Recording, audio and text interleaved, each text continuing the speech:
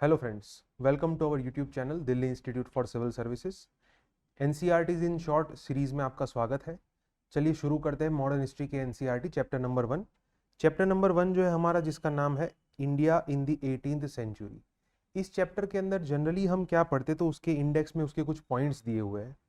जो हमारा सबसे पहला पॉइंट है, that is about decay of Mughal empire. You can see here कि इस चैप्टर के अंदर सबसे पहली चीज जो हमें पढ़नी है कि जो मिडिवल हिस्ट्री में सबसे बड़ा एम्पायर था मुगल एम्पायर, उसका अंत कैसे हुआ। तो यहाँ पे हम शुरुआत में पढ़ेंगे लेटर मुगल्स के बारे में।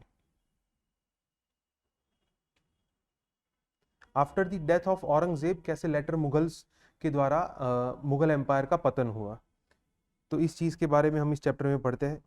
Then our second point is Indian states and society. इसी समय के दौरान भारतीय समाज कैसा था, उसके अंदर कौन कौन से इश्यूज थे, और ये समाज के अंदर हम अलग अलग रीजन वाइज इस एलिमेंट को पढ़ेंगे। जैसे first of all we will cover with Hyderabad and Karnataka. Karnataka मतलब आज का जो तमिलनाडु का कोस्टल एरिया है, उसको कर्नाटक कहते थे, कर्नाटक राज्य। तो उसमें सोसाइटी कैसी थी उसको हम देखते हैं। फिर उसके बाद हम बंगाल की सोसाइटी को देखते हैं कि बंगाल में सोशियो इकोनॉमिक कंडीशंस कैसी थी। Then we go for Awadh. Awadh मतलब आज का जो ईस्टर्न उत्तर प्रदेश का पार्ट है, खास करके लखनऊ वाला जो पार्ट है, उसको अवध कहते हैं। तो हम अवध की कंडीशन के बारे में पढ़ते हैं। फिर उसके बाद हम मैसूर के बारे में पढ़ते हैं कि जो साउथ इंडिया में विजयनगर एम्पायर चल रहा था, विजयनगर एम्पायर के अंदर उसका डिसइंटीग्रेशन हुआ। डिसइंटीग्रेशन के बाद वो अलग अलग डायनेस्टीज में डिवाइड हुआ, जिसमें से एक डायनेस्टी थी वडियार डायनेस्टी। और वो वडियार डायनेस्टी के द्वारा कौन सा राज्य बना, मैसूर राज्य बना। तो उसके बारे में हम पढ़ते हैं।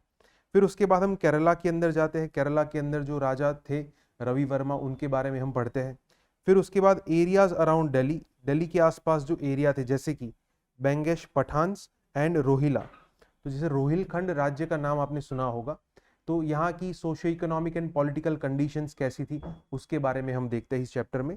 Then we talk about the Sikhs, है ना। अर्लियर जो किंगडम था वो सिख किंगडम था, जिसको आज हम पंजाब कहते हैं। वो पंजाब राज्य बना कैसे, तो यहाँ पे सिख रिलीजियन की स्थापना हुई सबसे पहले, और वो सिखिज्म के अंदर एक नया पद का निर्माण हुआ, जिसको हम गुरु पद कहते हैं, है ना। गुरु नानक देव के द्वारा ये गुरु पद का निर्माण हुआ, और उसके बाद वन बाय वन सिखों के अलग अलग गुरु जो है वो सिखिज्म को प्रमोट करते रहे। देयर वर टोटल 10 धर्म गुरु सिखिज्म के अंदर थे। और उसके बाद जब 10वें गुरु की डेथ के बाद कोई आगे गुरु नहीं आया, जैसे लास्ट गुरु हम कहते हैं गुरु गोविंद सिंह, तो गुरु गोविंद सिंह के बाद गुरु पद जो है वो वहीं पे खत्म हो गया। और उसके बाद सिख किंगडम जो है उसका डिसइंटीग्रेशन हुआ, और फिर से जब उसका री इंटीग्रेशन होता है, उसके बाद जो आज हम राज्य देखते हैं पंजाब, वो बनता है। So the state which we see today Punjab was nothing but earlier the Sikh kingdom, right?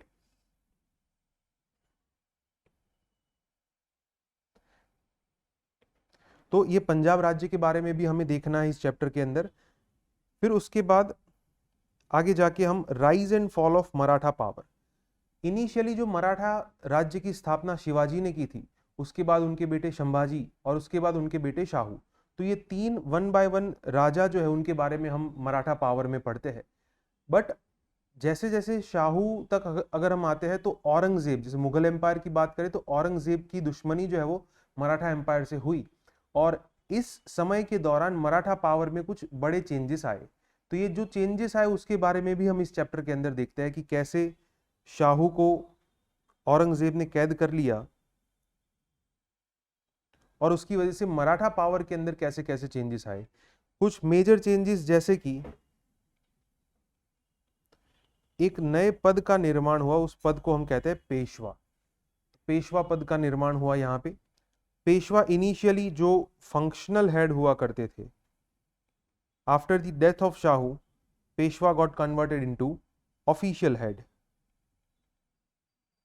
तो इस चैप्टर में हम ये देखेंगे कि कैसे ये पेशवा पद की धारा जो है वो शुरू हुई बालाजी विश्वनाथ से, और कैसे आगे जाके बालाजी बाजीराव, फिर उसके बाद नाना साहेब, तो अलग अलग पेशवा का रोल क्या था, और कैसे मराठा साम्राज्य का एक्सपांशन हुआ, और कैसे मराठा साम्राज्य वीक हुआ बाय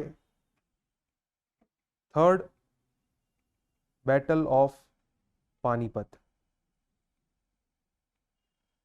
तो ये पूरी चीज जो है वो हम मराठा पावर के अंदर देखते हैं, इसीलिए आपको कहा है यहाँ पे rise and fall of Maratha. मतलब इसी एक चैप्टर के अंदर, एक सेक्शन के अंदर हम देखेंगे कि कैसे मराठाओं का उदय हुआ और कैसे उनका पतन हुआ, उसके पीछे क्या रीजंस थे वो भी हम इस चैप्टर के अंदर देखते हैं। फिर उसके बाद what we can say is social and economic conditions of the people, कि इस समय के दौरान 18th सेंचुरी में लोगों की सामाजिक स्थिति कैसी थी, समाज कैसा था, उसके अंदर कौन कौन से इश्यूज प्रेवेल करते थे, जैसे कि सती सिस्टम है, चाइल्ड मैरिज है, फिर पॉलीगैमी है। तो ये सारी चीजें हम इसी चैप्टर के अंदर देखते हैं।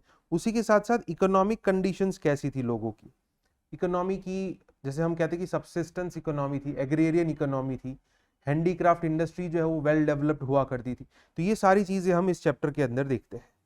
फिर उसके बाद एजुकेशन, कि उसी समय के दौरान एजुकेशन की स्थिति कैसी थी, लोग किस टाइप का एजुकेशन रखते, किस टाइप का एजुकेशन गेन करते थे, ये सारी चीजें इस चैप्टर के अंदर देखते हैं। Then there is social and cultural life, what was the role of festivals, अलग अलग कौन कौन से कल्चरल प्रैक्टिसेस प्रिवेल करती थी, और वो भी रीजन वाइज, जैसे वेस्टर्न इंडिया के अंदर क्या है, साउथ इंडिया के अंदर क्या है, ईस्ट इंडिया के अंदर क्या है, नॉर्थ इंडिया। तो ये region wise social and cultural life हम इस चैप्टर में देखते हैं ऑफ 18th सेंचुरी इंडिया।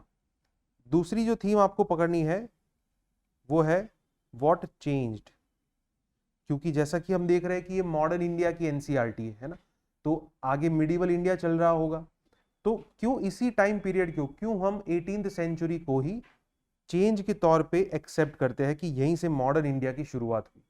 सो यहाँ पे आपको सबसे बड़ा क्वेश्चन मार्क लगाना है, व्हाई मॉडर्न इंडिया की शुरुआत इस चैप्टर से क्यों हुई। जब आप चैप्टर पूरा पढ़ेंगे तो आपको समझ में आ जाएगा कि इसी चैप्टर से शुरुआत क्यों हुई। Thank you.